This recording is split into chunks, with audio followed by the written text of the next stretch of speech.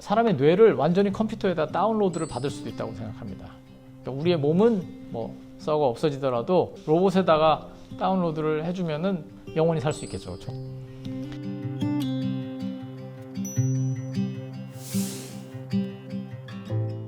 포스트 휴머니즘은 최근에 나온 흐름이라고 할 수 있는데, 그 중에서도 기술의 발전을 아주 염원하고 기술의 발전을 긍정적으로 바라보는 사람들이 이제 먼저 제기를 했습니다. 레이 커즈웰 같은 사람입니다. 이분이 특이점이라는 굉장히 두꺼운 책을 내면서 이제 조금 있으면 인공지능, 뭐 로봇 이런 것들이 발전해서 인공지능이 사람의 지능을 초월하는 순간이 온다. 이제 이렇게 이야기를 합니다. 그걸 이제 특이점이라고 하는데, 이제 그 순간이 되면 완전히 새로운 인간의 세상이 도래한다라고 이야기를 이제 합니다. 기술을 통해서 인간이 점점 향상되는데, 어느 순간이 되면 지금 우리가 보통 인간이라고 부르는 그 존재와는 질적으로 다른 새로운 인간이 등장할 것이다 라고 이제 이야기를 합니다. 그래서 이제 포스트 휴머니즘이라고 부릅니다. 이제 이 흐름에는 그 안에 또 세부적으로 두 가지 흐름이 이제 있습니다. 하나는 제가 지금 주로 말씀드린 정말 슈퍼 휴먼의 등장을 기대하는 그런 흐름입니다. 그것을 이제 트랜스 휴머니즘이라고 부르는데, 이분들은 포스트 휴먼에 대해서 굉장히 강조를 합니다. 새로운 인간에 대해서 이제 강조를 하면서 인간의 능력이 엄청나게 증강된다. 이제 그러면 새로운 인간이 나타난다. 그러니까 제 팔 하나가 좀 다치면은 여기에 뭐 옛날에 영화 많이 나오지 않았습니까? 600만 불의 사나이부터 원더우먼 이게 다 이제 슈퍼 휴먼입니다. 그러니까 기술과 사람이 이제 결합한 형태의 인간이 나올 수도 있고, 아니면 아예 인공적인 인간도 나올 수 있습니다. 그러니까 저 인공지능 개발해서 로봇에다가 붙여놓으면 인간이잖아요. 근데 인간보다 더 인간답고 오히려 인간보다 더 능력이 뛰어나니까 포스트 휴먼이라 불러야 된다고 하는 것입니다. 혹은 사람의 뇌를 완전히 컴퓨터에다 다운로드를 받을 수도 있다고 생각합니다. 그렇게 되면 사람이 영원히 살 수 있는 거죠, 그렇죠? 그러니까 우리의 몸은 뭐 썩어 없어지더라도 우리의 마음을 완전히 컴퓨터에 다운로드해서 또 다시 그 파일을 로봇에다가 다운로드를 해주면은 영원히 살 수 있겠죠, 그렇죠?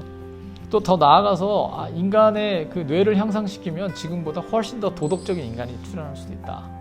지금 인간은 기본적으로 어떤 죄의 문제, 유혹의 문제 이런 거에 시달리는데, 거기에 전혀 시달리지 않는 항상 도덕적인 판단만 하는 인간으로 우리가 거듭날 수도 있다. 이렇게 이제 주장을 하는 것입니다.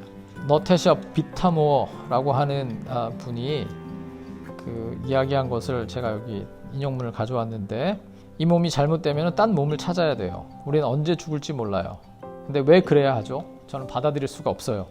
저는 트랜스 휴머니스트로서 죽음에 대해 일고의 애착도 없어요. 죽음이라면 지긋지긋해요. 그래서 이분하고 이 남편은 엘코 생명재단이라는 걸 만들어가지고 커다란 냉장고를 운영을 하고 있습니다. 그래서 이분은 이제 뭘 하냐면은 돈을 미리 받아서 이제 계약서를 씁니다. 그래서 그 사람들이 죽으면 바로 그분들의 몸을 급속 냉동해가지고 이제 냉장고에 넣어놓습니다.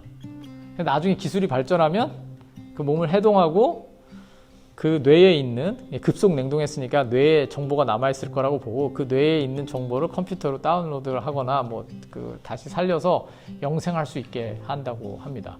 그러니까 이런 기대를 실제로 가지고 있고, 경우에 따라서 이게 너무 허망하고 좀 황당하게 들리지만 굉장히 진지하게 이런 운동들을 하는 사람들이 있습니다. 그러니까 인류가 조금 더 있으면은 과학기술이 발전해서 불사하게 될 것이라고 하는 거죠.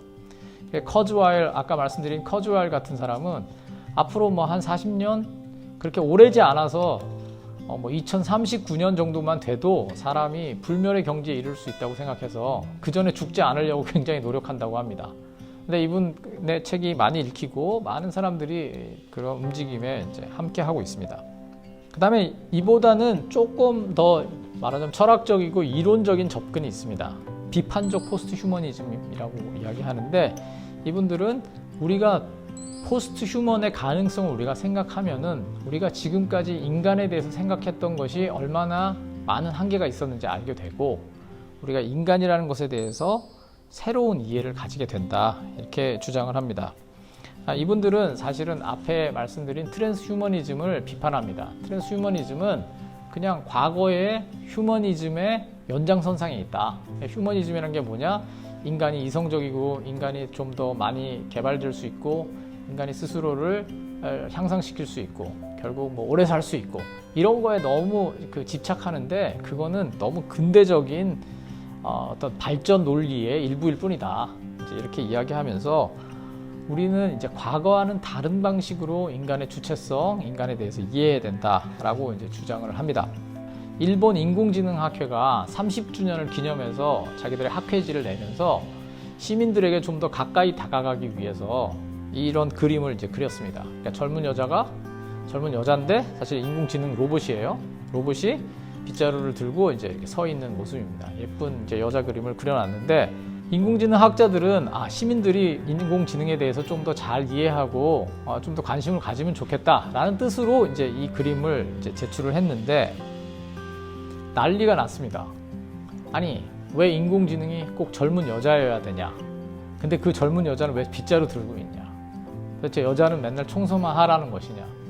인공지능이 왜 남자가 아니라 여자여야 하냐? 뭔가 지배 논리가 그 뒤에 있는 것이 아니냐? 이런 식의 이제 반론들이 많이 제기가 되었습니다. 그러니까 인공지능 학자들은 이제 깜짝 놀랐죠.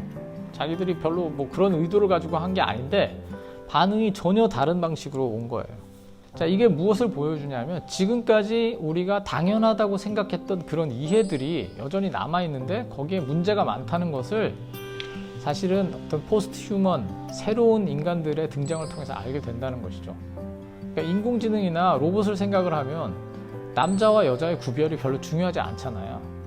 그러니까 지금까지는 그런 기존의 어떤 구분을 중심으로 해서 우리가 인간을 이해해 왔는데 이제 기술이 발전한 오늘날에 와서는 그런 구별에 대해서 우리가 전면적으로 다시 생각하고 인간이 무엇인가에 대한 전면적인 재반성이 필요하다라고 이제 이분들이 주장을 합니다.